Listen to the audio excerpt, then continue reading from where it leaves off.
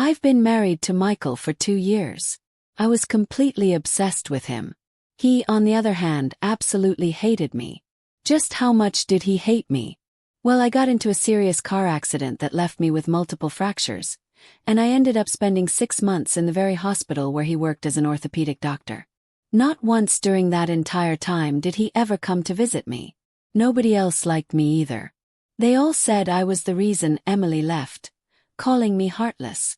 When I first lost the ability to move after the accident, everyone around Michael seemed relieved for him. "Michael, you finally have some relief," they'd say. When I was finally about to be discharged, his friends were actually worried for him. "Isabella is getting discharged. She's going to torment Michael again." Indeed, the first thing I did after being discharged was to find Michael. But this time, I wasn't there to cling to him. Instead, I handed him a document. "Michael, this is what you wanted." "What is it?" he asked. I smiled gracefully. "Open it and see." "Michael, I don't want the house or the car. I wish you even more success in the future. We'll never cross paths again." After handing over the divorce papers, I stepped back and disappeared into the crowd. It all started when I first woke up from my coma. A nurse was talking to someone nearby. "Nurse, what's going on with the patient in the next bed? Why hasn't anyone visited her?" "Humph, maybe she's done too many bad things and everyone's avoiding her." Even in my comatose state, I could hear these conversations around me. But in that dark, endless world of my coma, no matter how hard I tried, I couldn't wake up. Finally, after countless attempts, a cup from the next bed clattered to the floor, startling me awake. "Oh my girl, you're awake," the lady next to me exclaimed. I stared at the ceiling above me, unable to move. "Miss, I'm sorry I dropped the cup and startled you awake, didn't I?" No, I should thank her for dropping that cup. It was the shock that brought me back to consciousness. No one knows how terrified and scared I was in that dark, comatose world. The news of my awakening quickly reached the doctors. They came to check on me and said it was good that I had finally woken up. But among all those white coats, I didn't see Michael's face. While I was unconscious, I never heard his voice. Now that I was awake, he still hadn't shown up. "Where's Michael?" The doctors exchanged glances. "Dr. Wong, he's in surgery and can't come right now." "Oh, how's my body?" "When you had the accident, you hit the back of your head, which caused significant bleeding in the brain, leading to your coma. You also have a fractured right arm, a severe fracture in your left thigh, and several other fractures and soft tissue injuries. In short, you were badly hurt. As of yesterday, you've been asleep for 40 days. Fortunately, you were brought to the hospital in time. The bleeding in your brain has been gradually absorbed, and the fractures have been operated on with casts applied. You're slowly recovering." When dinner time came, the lady next to me was feeding her husband and turned to ask me, "Young lady, who is this Dr. Wong you keep mentioning? Is he someone important to you?" "He is my husband." "What kind of surgery takes 8 hours? Your partner wakes up and you don't even have time to check on them." I shook my head. "Just an acquaintance." "I see. What about your family?" "The only person taking care of me was a nurse. During my coma, she bathed me, helped me with my catheter, she did everything. I must be the most pitiful person in the entire hospital." I made up an excuse. "They're in another city and they have health issues, so they can't come. My parents divorced when I was in middle school because my dad had an affair. I was assigned to my dad. My mom was severely affected and moved abroad. My dad is a businessman, always flying between cities. Apart from making sure my pocket money account was full, he never had time to take care of me. Oh, and 3 years ago, he had a son with his new wife," pursued Michael. "No, it's not really accurate to say I pursued him. Pursuing implies that in the end, he would have liked me. But even after we got married, he remained cold as ice. He never showed me even a fraction of the tenderness he had for Emily. Maybe if Emily hadn't left, he would have married her instead." "Oh no, why is the blood flowing backward?" The caregiver who came to bring me food exclaimed in shock. I turned to look and saw that the 4 needle in the back of my hand had a tube filled with blood. The caregiver immediately pressed the call button. The nurse who came was Ava, my former high school classmate. The impatience in her eyes was already written on her face as she roughly tore off the tape from my hand and pulled out the needle. Back then, not many in our class didn't secretly call me a vixen, evil, or accuse me of abusing my power. She replaced the tube and left. The caregiver and the lady in the next bed couldn't bear to see it. The caregiver lifted the food tray, preparing to feed me, and said, "Maybe she's just in a bad mood." No, I noticed she's just rude, particularly to this young lady. When it comes to our old man, she's not so bad. I didn't say anything, just requested, "Please buy me a small table. I'll feed myself." My right hand was still in a cast, and only my left hand was usable. In the past, if Ava had treated me like this, I wouldn't have let it slide. But now I felt too drained to argue. When Michael walked in, I was tied up like a dumpling, clumsily eating. Using my left hand to eat, I wasn't quite used to it. When he entered, my spoon froze in mid-air. In that moment I must have looked pathetic. He glanced at me and then looked at the man in the next bed. "What's going on?" So he was here to see the patient in the next bed. I lowered my head and mechanically continued feeding myself, feeling numb all over. "Doctor, you're here." My husband said. His elbow suddenly started hurting a lot. Michael loosened the man's cast a bit. "Does that feel better?" "Much better, it doesn't hurt as much now." The lady asked curiously, "Did they change doctors? Wasn't it Dr. Lou before?" "He had a family emergency, so I'm covering for him for a couple of days." "I see. Young man, you look so young, already working at the third hospital. Quite impressive. Do you have a girlfriend?" Michael dodged the question. The cast was too tight, putting pressure on the elbow, which caused the pain. "In the future, if this happens, call the doctor right away." After dealing with the man in the next bed, it seemed he hadn't left yet. I kept my head down, mechanically eating. When a pair of white shoes appeared by my bed, a nurse came running over. "Dr. Wong, there's an emergency." The white shoes disappeared again. I looked out into the darkness outside and sniffled. Since then, Michael hadn't visited me. Dr. Lou returned, so Michael didn't need to cover anymore. All of us in this room were Dr. Lou's patients. I heard there was a massive car accident that night with many people injured. I also heard that Michael went to another province for a medical exchange. When he returned, there was a major fire in the city and the hospital was overcrowded. Later on, I heard he was sent abroad for further studies. In short, he was very busy. The patients in the bed next to mine changed over and over again. When I could finally get out of bed, I threw myself into rehabilitation training. I was determined to stand up again, to be a normal person. No matter how painful the rehab was, I gritted my teeth and persevered in that rehabilitation room, just like the other patients. Of course, during this time I became a joke in my old social circle. The proud, cold peacock, bedridden after a car accident, unable to take care of herself, needing others to do everything for her. Before, we were all medical students at Peking University, but during my internship year, I injured my hand and couldn't become a surgeon, so I gave up the profession altogether. Several of my former classmates had joined the third hospital, but no one felt sorry for me. They just saw it as my karma. After all, everyone believed that I had been the one who ruthlessly forced Emily away, causing her to leave for another country. Everything is completely normal now, great job. 4 months later, when I was finally able to walk a normal distance without any equipment, the trainer who had been helping me with my rehabilitation clapped his hands. "Thank you for being there. It's your own strong willpower, really. Your thigh was severely fractured, yet you're the only person I've ever seen go through this long process without ever crying out in pain." I smiled and didn't say anything. I was discharged. After completing the paperwork, I took a cab away from the hospital. It had been nearly 6 months since I last returned home. I stood still for a moment, my fingers touching the fingerprint lock. I opened the door, and the smell of dust greeted me. Just as I suspected, Michael rarely came back either.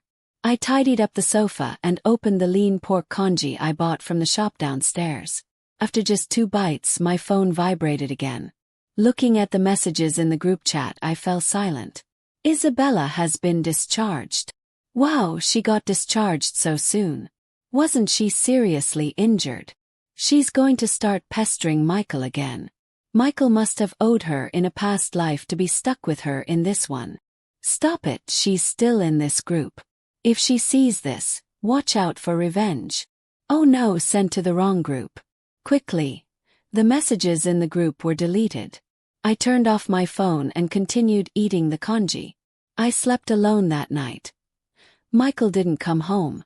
At dawn, I lifted my stiff hand, covering my eyes for a moment before getting up and getting dressed. I grabbed the things on the coffee table and left. Just before closing the door, I paused for a moment, taking one last look at the 3-bedroom apartment I had carefully designed. Bang! I shut the door and left. Outside the orthopedic hallway, I saw Michael. They had just finished their morning meeting, and a group of white coats walked out of the conference room. When he saw me, the movement of flipping pages in his hand froze. The doctors beside him glanced at us, and understanding, walked away. I don't know why, but I managed to smile and walk towards him. Maybe it was a blessing that I could recover and not end up disabled. Maybe I had already let go. His skin was naturally good, and though there was a faint dark circle under his eyes, it couldn't hide his perfect face. He explained to me, "Sorry, yesterday I had 3 surgeries. By the time I finished, I found out you had already completed the discharge procedures and left the hospital." I nodded and handed him the documents I was holding. "This is for you." "What is it?" His eyes showed a moment of confusion. I shrugged and smiled, feeling at peace. "Open it and you'll know. It's what you wanted, Michael. I don't want the house or the car. I wish you even more success in the future. We'll never cross paths again." After handing over the divorce papers, I stepped back and disappeared into the crowd.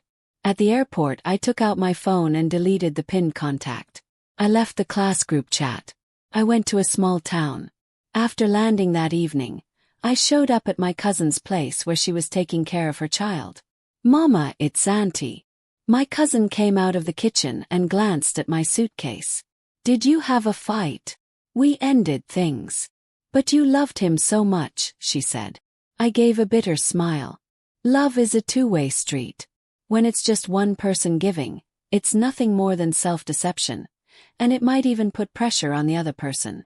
You finally understand that, silly. He wasn't worth it. Late at night I was sleepless, sitting by the window and looking at the road below. There was movement behind me. "Why aren't you asleep?" "Insomnia." "I'll sleep in a bit." My cousin hugged me and touched my forehead. "How did things go so wrong? Your dream was to be a surgeon, but then you injured your finger. And when you finally found someone you loved, he turned out to be so cold." I stared at the streetlight outside, lost in thought. Tell me, if he hated me so much, why did he marry me? I really don't understand. I didn't force him to marry me. Enough, forget about him. Live your life. Yeah, I've already decided to forget. I'm planning to settle down here and open a pharmacy. Great idea. Do you need a partner?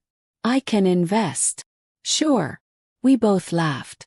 6 months later, the pharmacy successfully opened. My cousin and I took turns running the store. Life in this small town was slow-paced, and as time passed, many things in my memory gradually faded away. One afternoon, Emma brought my phone to me. "Auntie, it's your phone." "Good girl. I'm getting married.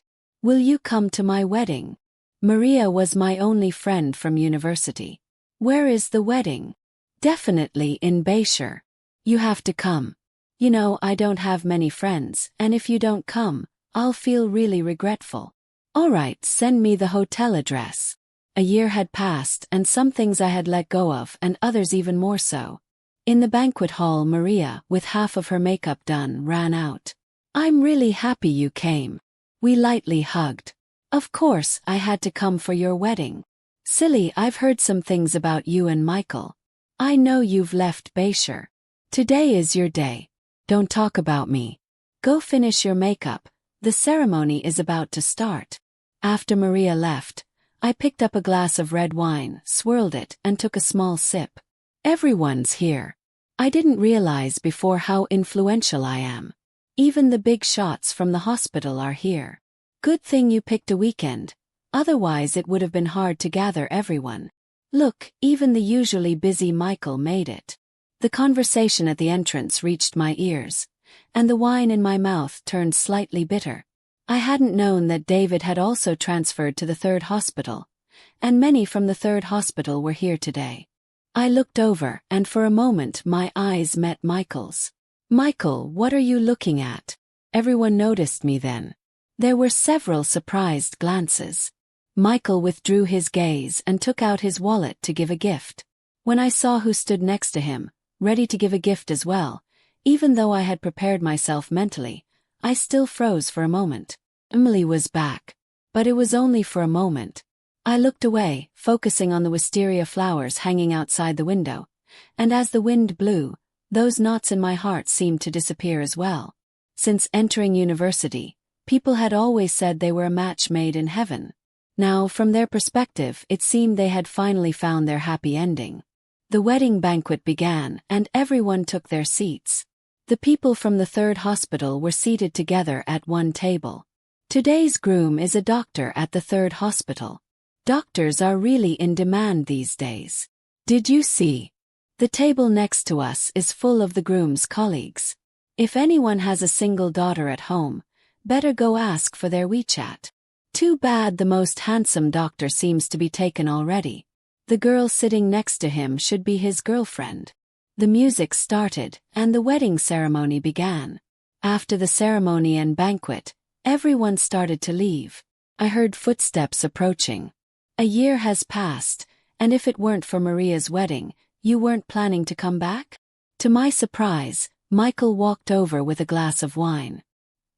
He was dressed in a black suit, exuding an unmistakable aura. I hadn't expected him to come over and greet me. Locked eyes. "Come back. I don't have a home here." "No home."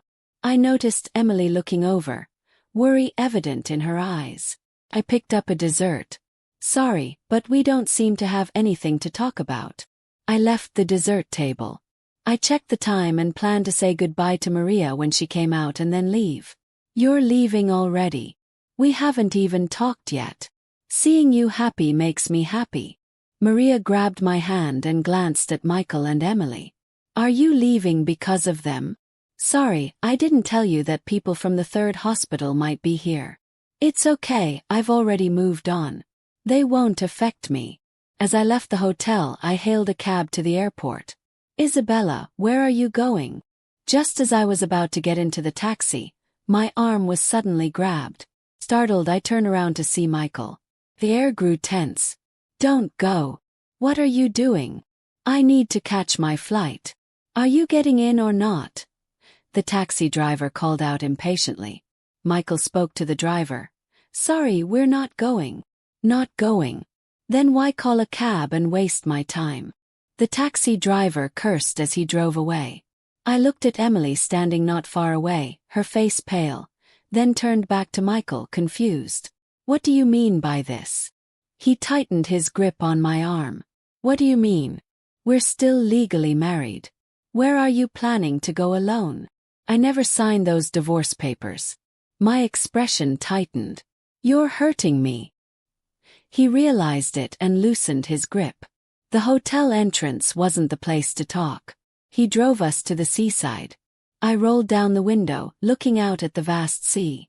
The salty scent of the ocean filled the air. "Why didn't you sign? Isn't that what you wanted?" I watched him clench the steering wheel. "What I wanted, huh? Just say what you need to say." He suddenly reached out and tightly grasped my hand. "Not coming back tonight." "Did something happen? Did you run into Michael?" I took a deep breath and glanced at the man pouring water. "So you really did run into him? Is that why you're not coming back?" "Isabella, has your brain been stuck in a door? You finally started over, and now you're going back to get hurt by him again. Is that your cousin?" I didn't know when Michael had approached. "Give me the phone." He reached out and took the phone from me. "Cousin, it's me, Michael." The voice on the other end grew increasingly agitated as Michael took the phone out to the balcony. I withdrew my gaze, looking around the room. I remembered that the day I left, the place had been covered in dust. Now it was spotless and bright. 10 minutes later, Michael came back and handed me the phone. "Why aren't you drinking your tea? I remember you used to love making this." I frowned slightly. "Get some rest. Tomorrow morning we'll go to the Civil Affairs Bureau. After that I have to get back to the pharmacy. My cousin can't handle it alone. Which room should I sleep in?" The agreement had been prepared a year ago. I didn't want this house anymore, and now, sitting here, I was just a guest. At the seaside. He had smoked a cigarette at the end. "Even if you want to leave, at least go to the Civil Affairs Bureau and get the divorce certificate." I didn't know when he had picked up the smoking habit. His body stiffened. The phone on the coffee table lit up. It was a message from the discussion group. "Did everyone see Isabella at David's wedding today? How could you miss her? She's so noticeable. They say doctors are usually busy." I didn't realize these people could have so much free time. I wonder what she's doing back here. Could she be trying to win Michael back? Michael picked up his phone. After a moment, the group chat was disbanded. "There's a new barbecue place that opened downstairs. Pretty good. Want to have some late-night snacks?" I stood up. "I'll sleep in the study. You should rest early. Tomorrow we'll get in line early." The study hadn't changed at all. But lying there, it no longer felt like home. "The barbecue is ready. Come out and have some." I didn't respond, pretending to be asleep. After a moment of silence, I heard footsteps retreat. From the study window, I could see a corner of the living room still lit. At midnight, the living room light finally went out. Dawn, I got up. There was no movement from the master bedroom, so I sat in the living room waiting for him. As the sun rose higher and higher, still no movement from the master bedroom. I checked the time and knocked on the door. No answer. I frowned and looked at the entrance, finally noticing his house slippers neatly placed by the door. I immediately pushed open the bedroom door, but there was no one inside. When I came out, I finally saw the note on the dining table. "Emergency at the hospital. I've gone to the hospital. There's breakfast in the thermos. Make sure to eat." Put down the note. I glanced at the thermos beside it, opened it, and found meat buns on the top layer and millet and red date porridge on the bottom. I wasn't in the mood for breakfast. When I called him, he was busy. With no other choice, I went to the hospital. At the hospital, I was told he was in surgery. I could only wait in his office for him. I waited in Michael's office for what felt like hours. The familiar scent of his cologne still lingered in the room, a stark contrast to the sterile hospital air outside. My phone buzzed intermittently. Messages from my cousin wondering where I was, probably growing worried. Around noon, a nurse I didn't recognize knocked softly before entering. "Excuse me, are you Dr. Wong's?" She paused, realizing she didn't know our relationship. "He's out of surgery now, but he's been called to the director's office. There was an incident in the operating room." My heart skipped. What kind of incident? Before she could answer, voices erupted in the hallway outside. A group of doctors rushed past, speaking in hushed but urgent tones about a patient's unexpected reaction. I caught snippets: allergic reaction, medical error, chart mix-up, before the door swung open again. Michael strode in, his face pale beneath his usual composure. His eyes met mine, and for the first time in months, I saw something raw in his expression. Vulnerability. "Isabella," he said, closing the door behind him. "There's something I need to tell you." He walked over to his desk and pulled out a manila folder, the same one I'd seen him carry for weeks but never open. "I found this among my father's things after he passed away last year. I didn't think much of it until," he hesitated, "until I saw your name on the adoption papers." The folder dropped onto the desk with a soft thud. Papers spilled out. Adoption records, legal documents, A photograph of a young woman who looked remarkably like me. Your father, he didn't have an affair, Michael continued, his voice barely above a whisper. He found you. You're my half-sister. The world seemed to tilt. I stared at the documents, at the photo, then back at Michael. The resemblance we'd all joked about, the inexplicable connection I'd always felt. It wasn't love or obsession at all. He was going to tell you, Michael said, sinking into his chair. But then he met my mother, and everything became complicated. When you showed up at the university, when you started pursuing me, I was horrified. Not because I didn't care about you, but because I knew exactly who you were. I picked up the photograph, my hands trembling. The woman was smiling, holding a baby me. On the back, in my father's handwriting, my greatest mistake and my greatest joy. Why didn't you say something? I whispered. I tried. Do you remember that night at the restaurant, when I told you we were too alike? When I said we'd destroy each other if we stayed together? He nodded. I was trying to warn you without actually telling you. But you thought I was rejecting you romantically. I sank into the chair across from him, my mind reeling. All those years of chasing someone who couldn't love me back. Not because he didn't want to, but because he couldn't. And all those years of hating myself for being unlovable, when the truth was far more complicated. What happens now? I asked. Michael was quiet for a long moment. That's up to you. Legally, nothing changes. We're still married. But, he gestured to the papers between us. Genetically, we're family.